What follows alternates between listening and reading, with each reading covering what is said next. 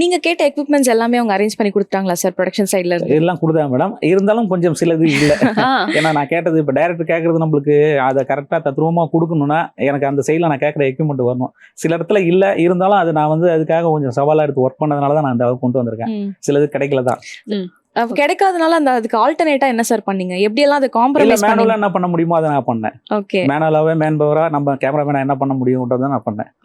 ஒரு இடத்துல ஒரு ஜிம்மி வருதுன்னா, ஒரு இடத்துல ஜிம்மி வருது. அந்த ஜிம்மி வரும்போது என்ன பண்றாங்கன்னா, அங்க வந்து ஒரு விஷயம் என்ன நடக்குதுன்னா, வந்து ஒரு சிங்கிள் ஷாட்ல ஒரு ஷாட் பிளான் பண்றோம்.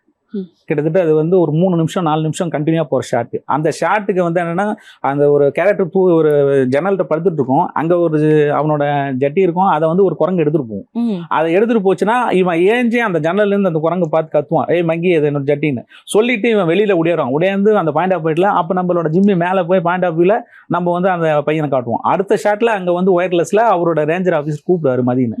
கூப்பிட்ட உடனே இவன் திரும்பி உள்ள போனோம். அப்ப திரும்பி நான் ஃபாலோ பண்ணி இந்த ஜன்னல் அடுத்த ஜன்னல் ஒரு 3 ஜன்னலை காட்டி போய் அங்க வந்து அந்த ரூம் இருக்கும், பாக்கி டாக் ரூம். அங்க போய் பேசணும். அது வரைக்கும் ஃபாலோ பண்ணணும்னு சொல்லிட்டு ஒரு நாள் நாங்க என்ன பண்றோம், இதுல ட்ராக் போட்டு ஃபுல்லா அந்த ட்ராக்ல நீங்க ஜிம்மி ஏத்துருங்க எல்லாம் சொல்லி எல்லாம் ரெடி பண்ணிட்டு நான் ஹெலிகாப்டர் ஷாட் எடுக்க போறேன்.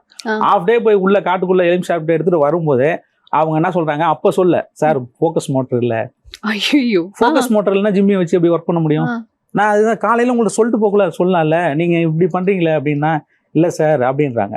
அது எங்க தப்பு நடந்தது யாருன்னு தெரியாது. ப்ரொடியூசருக்கு தெரியாது. அவங்க புக்கிங் நம்ம கேட்கறோம், புக்கிங் பண்ணி அனுப்புறாங்க. ஆனா வர டெக்னீஷியன் இந்த இடத்துல அது மாதிரி பண்ணா நம்ம என்ன பண்ண முடியும்? அவங்க முடிச்சுட்டு வந்து ஆண்ட்ரியா மேடம் அவங்க போய் ரெஸ்ட் எடுத்து திரும்பி வந்துட்டாங்க. வந்த நேரத்தில் நம்ம டிஸ்கஸ் பண்ணிட்டு இருக்க முடியாது. அதுக்கப்புறம் என்ன பண்ணலாம்னு சொல்லிட்டு அப்படியே தூங்கிட்டு ட்ராக்கை போட்டு கிரேன் அதில் ஏற்றி அதே ஷாட்டை நாங்கள் கிரேனில் பண்ணுறோம்.